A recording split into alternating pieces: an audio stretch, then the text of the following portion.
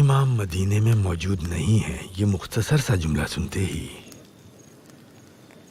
ہمارے سفر کی تھکاوٹ میں کئی گنا اضافہ ہو گیا تھا۔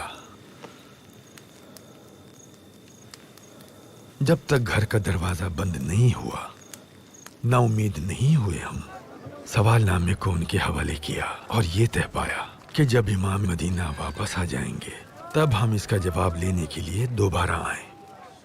دوسری بار نا امیدی تو اپنی جگہ تھی، لیکن ہمیں ایک بات نے حیران کر کے رکھ دیا کہ امام ابھی واپس نہیں لوٹے تھے، مگر ہمارے سوالوں کے جواب ہمیں مل چکے تھے۔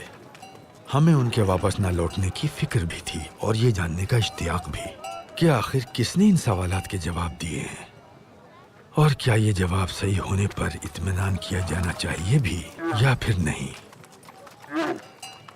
لیکن یہ اضطراب مدینہ کے مرکزی دروازے تک ہی ہمارے ساتھ رہا۔ جب ہم پہنچے تو امام کو دور سے آتے ہوئے دیکھا۔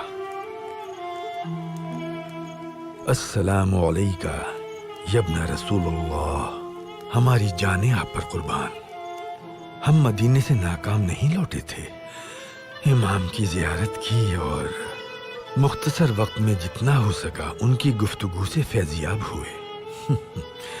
ہم خوش تھے، لیکن جب وہ جواب ہم نے امام کی خدمت میں پیش کیے تو ہماری خوشی میں اضافہ ہو گیا۔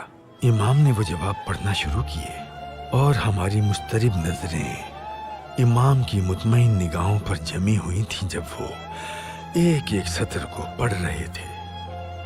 اور پھر امام نے ہمارے پریشان لیکن مسکراتے چہروں پر نگاہ ڈالی اور فرمایا، یہ جواب بالکل درست ہے، باپ بیٹی پر قربان جائے، باپ بیٹی پر قربان جائے۔ میں نے اپنی پوری زندگی میں کبھی کسی باپ کو اپنی بیٹی پر ایسے فخر کرتے ہوئے نہیں دیکھا تھا۔ ہم نے اس پر اللہ کا شکر ادا کیا کہ اس نے ایسی بیٹیاں عطا کی جو عالمہ ہیں،